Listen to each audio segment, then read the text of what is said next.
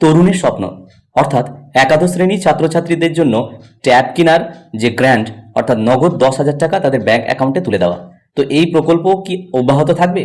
রাজ্যে নতুন সরকার ক্ষমতায় আসতেই শুরু হয়েছে জল্পনা।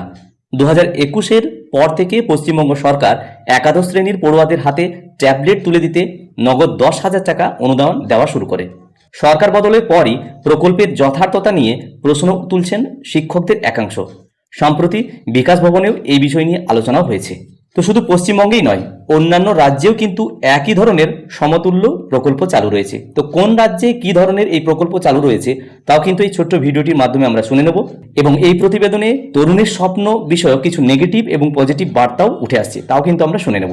ভিডিওটি ভালো লাগলে অবশ্যই লাইক দেবেন, চ্যানেলটি সাবস্ক্রাইব করে রাখবেন এবং তরুণের স্বপ্ন প্রকল্প সম্পর্কিত আপনার মূল্যবান মতামত কমেন্ট বক্সে রেখে যাবেন। পশ্চিমবঙ্গে তরুণের স্বপ্ন প্রকল্প চালু হওয়ার পর দেশের অনেক রাজ্যেই এই ধরনের প্রকল্প জনপ্রিয় হয়েছে। যেমন উত্তরপ্রদেশে চালু হয়েছে Swami Vivekananda youth empowerment scheme 2021 সালে, হরিয়ানায় ই আধিগ্রাম 2022 সালে, দিল্লিতেও এই প্রকল্প চালু হয়েছে। গুজরাটে অবশ্য নমো ই ট্যাবলেট প্রকল্প চালু হয়েছিল 2017 সাল থেকেই। পালা বদলের পর প্রতি বছর একাদশ শ্রেণীর পড়ুয়াদের ট্যাব দেওয়া অর্থাৎ তরুণের স্বপ্ন প্রকল্প বন্ধ করার দাবি তুলেছেন শিক্ষকদের একাংশ। তাদের দাবি এই টাকা বরং স্কুলের পরিকাঠামো উন্নয়নে বরাদ্দ করা হোক। সূত্রের খবর, গত সোমবার শিক্ষা দপ্তরে কিন্তু এই সম্পর্কিত বৈঠকও হয়েছে এবং সেখানে এই প্রকল্পে যৌক্তিকতা নিয়ে প্রশ্নও উঠেছে। তবে শিক্ষকদের অনেকেই মনে করছেন এই প্রকল্পের প্রয়োজনীয়তা রয়েছে। প্রকল্পের বিরুদ্ধে যারা দাঁড়াচ্ছেন তারা মনে করছেন সরকারি টাকায় স্মার্টফোন বা ট্যাব কিনলে আখেরে ক্ষতি হচ্ছে পড়ুয়াদের। এমনকি সারা রাজ্যে এমন পড়ুয়ার কথা তারা বলছেন যারা শুধুমাত্র ট্যাবের যে 10,000 টাকা দেওয়া হয় সেই টাকা পাওয়ার জন্যই তারা একাদশ শ্রেণীতে ভর্তি হচ্ছে। 2024 উচ্চ মাধ্যমিকের হিসেব বলছে টেস্ট বা উচ্চ মাধ্যমিকে মোট পড়ুয়ার তুলনায় পরীক্ষার্থী কমেছিল প্রায় 15 থেকে 20%। এর পাশাপাশি মূল্যবোধ নিয়েও কিন্তু প্রশ্ন তুলছেন শিক্ষকদের একাংশ।